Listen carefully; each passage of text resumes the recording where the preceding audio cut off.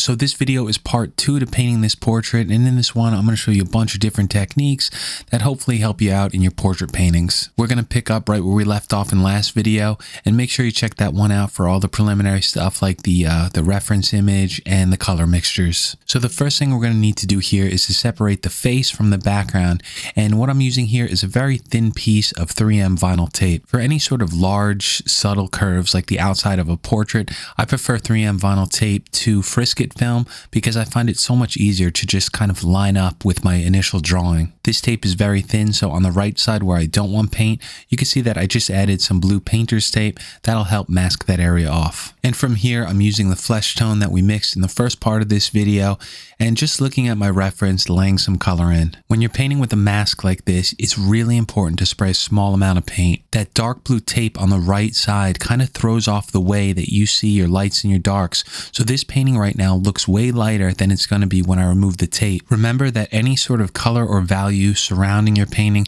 is always going to affect the way that you see the values within the painting. So as I remove this tape, now suddenly this area looks a lot darker because now the background is much lighter. This is one reason that many painters prefer Frisket film, because Frisket film is basically transparent, so you could see the values surrounding your painting right through it. So when I'm painting with 3M vinyl tape or masking tape, I make sure that I really try to spray as light as possible because I understand that the way I'm seeing the value right now is being thrown off by that dark value of the tape. From here, I'm just going around with my eraser and my airbrush, just kind of adding some texture into this skin, kind of breaking it up. So let's put up my completed painting on the left side of the screen here and start working on the nose. The first thing I'm doing is going over my lines with the pencil, just so I have everything sharp. These, of course, are going to guide me.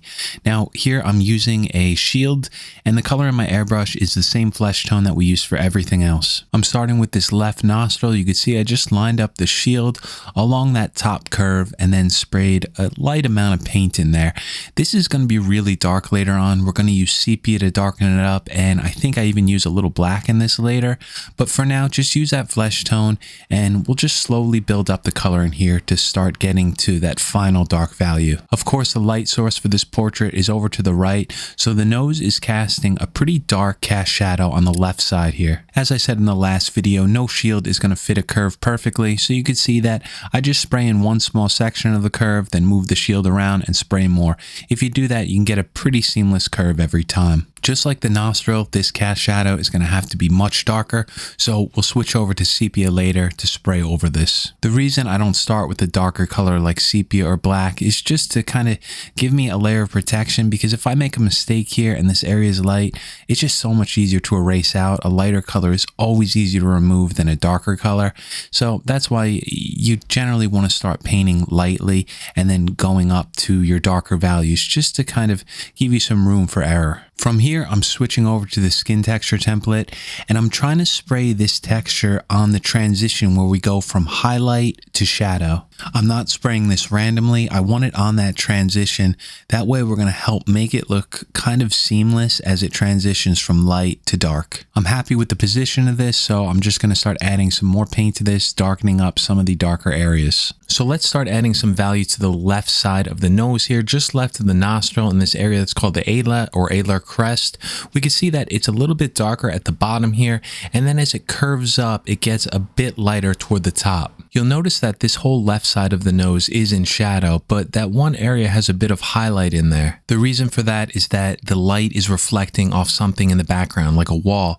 And you're going to see this in most paintings. Even though something's in shadow, there's still going to be some light because that light source is reflecting. And you can't always predict this. Highlights in shadows are going to happen often, but not all the time. That's why it's just so important to observe and pay attention to what you see. Just like before, I'm just going to go over everything again, darkening up areas that are just too light. On this right nostril, you could see I'm just kind of playing around with different shields, trying to get one of them to fit. This shield seems to work just fine, so I'm spraying in just a few of those dark lines to just add kind of a hint of this right nostril.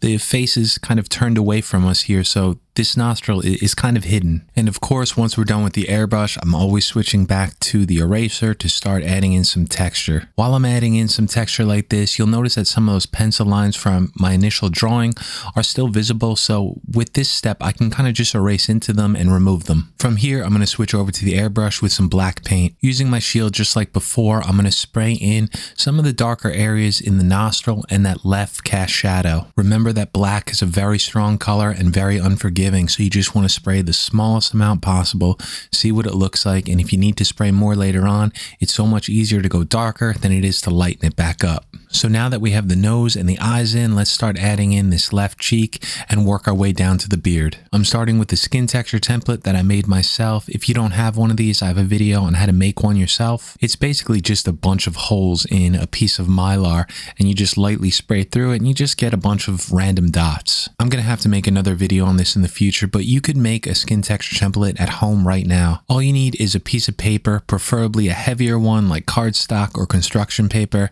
and then any sort of tool to poke a hole in it like a thumbtack. And all you need to do is poke hundreds of holes in it. You could do it very quickly. It's really the exact same way that I made my own. But on mine, I just used mylar and a soldering iron to melt through it. The reason for that is that mylar is going to last way longer than a paper one would. And with using my skin texture template, you could see that I mainly focused on that transition between the highlight and the shadow, just like I did on the nose. I'm adding a few dots into the highlighted area, but I just want to kind of keep this focused on that transition area where the light moves over to the shadow. Once I have that in, I'm switching over to freehand and starting to fill in this area. That area on the cheek just left of the nose is in a pretty bright highlight, so I don't want too much paint there. Just lightly spray it onto the canvas. And the left side where the shadow transition actually gets pretty dark. Just like on the nose, we're going to switch over to a darker color later, but for now, using that flesh tone, we're going to try to get it as dark as we can. Something that you'll notice as you paint longer and longer is that when a light transitions from a highlight to a shadow, the color temperature usually shifts. So on this portrait, we're using a skin tone, which is basically a desaturated orange. And of course, we know that orange is a warm color. So as this transitions over to that shadow, it's going to shift from a warmer color to a cooler color. So on the painting I'm working on now on the right side of the screen, that shadow is just too warm right now. It doesn't look natural as it shifts from the highlighted area to that shadow area. The color is still the same. So yeah, we're definitely going to have to darken this area up some more, but we're also going to have to cool it down, and that's pretty easy to do. We're just going to use some black paint or some sepia and lightly spray it over the top of it later. Temperature shifts are pretty common in portrait paintings, but they don't happen all the time, so don't think of this as a rule. I'm just noticing it in the reference photo that I'm working from, and I'm doing the best I can to copy it. I know I've said this in other painting lessons, but I just want to say it again that it's really important not to think that you have to follow certain rules to paint. Here's a personal example from me. I forget if it was in college or when I was getting my master's in grad school. I had a professor tell me that you should never use black in any sort of painting, especially not a portrait, because black is going to kill the color and it's going to deaden the painting. And I stuck with that notion for a long time. And you know what? It really held me back because that's just completely wrong. You could absolutely use black in a painting. I use it all the time. You could see we used it here a bunch of times. So if you're learning to draw or if you're learning to paint, airbrush, whatever it is, any sort of lesson that I tell you or someone else tells you, please consider it a suggestion, not a truth, not a way that you have to learn from. I'm switching over to the color sepia, and what I'm doing here is just spraying some dots on this transition again. These are going to be soft, kind of like bumps in the skin, a bit of skin texture, and I'm going to switch over to an eraser to add some highlights out to the right. Since the light source on this painting is from right to left, these small dark areas are going to act as shadows, and the eraser marks just to the right of them are going to act as highlights. I'm also using my eraser to add in some very thin lines along this transition. This is going to look like some small hairs on the skin and just kind of add some more texture to it. We'll come back to this left cheek later to darken up that left shadow and also make it cooler, but for now I want to switch over to the beard and the facial hair so that we can start the mouth. So in painting the beard, I'm going to start here in real time before we switch over to speeding it up because this can get very tedious. It's not hard to do, but it's definitely a slow process. So the first thing I'm doing is just adding in a bunch of small thin lines. These are going to look like hairs where it transitions from the face to the beard itself. I'm going to be using a bunch of different tools to paint these in, but for now the airbrush is going to give us some soft lines, and we'll come in and add some sharper ones later with a paintbrush and also with a colored pencil. When I paint in small lines like this, I'm basically just rotating my wrist left to right, and I'm always holding down on that trigger. So the air is always flowing. I'm just adjusting where I start and stop by pulling back on the trigger and pressing it forward. We're going to be pulling out highlights in this using an X-Acto blade and some other tools, so I'm going to start spraying in some thicker lines underneath this where the beard gets thicker. Of course, we're going to need paint down to scratch into it, so I'm just laying a fair amount of this black paint down so I have something there to scratch into. Switching over to the X-Acto blade, I'm looking at the reference, trying to see where these hairs are, and I notice that a lot of them just seem very random. They're kind of scattered all over the place throughout the mustache here and the beard. So what I'm going to do is just work my way all around this, scratching out a bunch of thin hairs,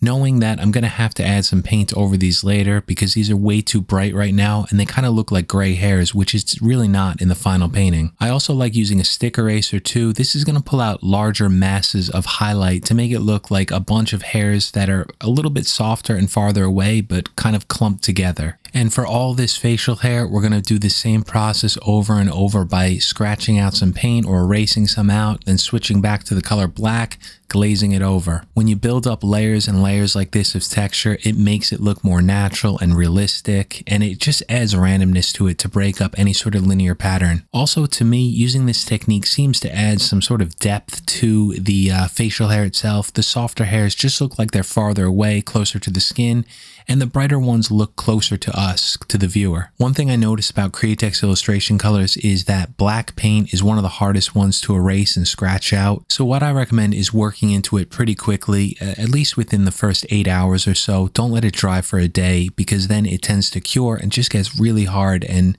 kind of difficult to erase into. For the right side of the beard, I want a different transition here where the hair meets the actual flesh tone, so I'm starting with a Prismacolor pencil. This is going to help give us sharper, defined hairs along the edge. From there, we switch over to the airbrush and do the same process as we did for the mustache, just laying some value in there to scratch into later. Next, we're going to repeat the same process over and over, adding some paint, scratching into it, adding some more. Same thing over and over, just building up these layers. On the right cheek, just above the facial hair, I didn't add enough of that flesh tone in, but that's no problem. You could add this hair in first and then just glaze the transparent color, the flesh tone, right over the top of it to kind of blend these two together. Let's move along to the mouth and lips and finish this one up. When I'm painting any sort of mouth or lips, I always like to start with the flesh tone. This allows me to just map in the values and some of the textures. We of course know that the color of lips generally is more toward a reddish pink color, so what we're going to do is get these textures in first and then glaze a thin layer of red over the top. I'm starting with that dark shadow in between the two lips. This is going to help separate them to me so I can work on one at a time. I'm only using my shield on the top lip here. This way I'm going to get a sharp line toward the top and the line at the bottom is going to be softer. Let's use a ripped piece of paper here and spray in some of these creases and shadows on the lips. Remember that the light source is over to the right, so I'm spraying all these shadows to the left. I'm just going to add a few of these in, maybe 4 or 5, and then I'm going to use my shield here to define the upper lip. From there, switch over to freehand and start adding in the values. I'm painting this upper lip in from the left side to the right side, getting some value in there. Not really concerned with texture yet because that's what the eraser is going to be for next. A great thing about painting the lips with the flesh tone is that you don't really have to be concerned about overspray because that color is going to match the flesh tone surrounding the lips anyway. Switching over to the stick eraser, I'm going to pull out highlights to the right of each one of these shadows. This is basically going to make it look like a bump on the lip. The highlighted area looks like it's going to go up, and then the shadow area looks like it's moving away from us. On the right side of this upper lip where I don't have shadows in yet, I'm going to erase into this lip because when we glaze a layer on top later,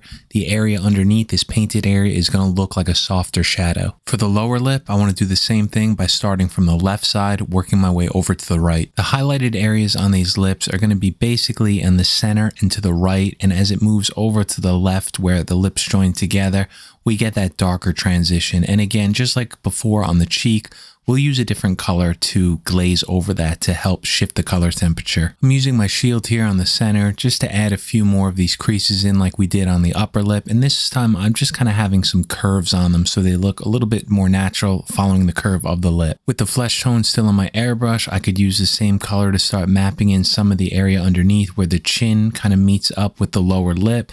This way we kind of set everything in place and we could start adjusting it. I'm going to use some erasing techniques to add some texture to this lower lip just like we did to the upper one.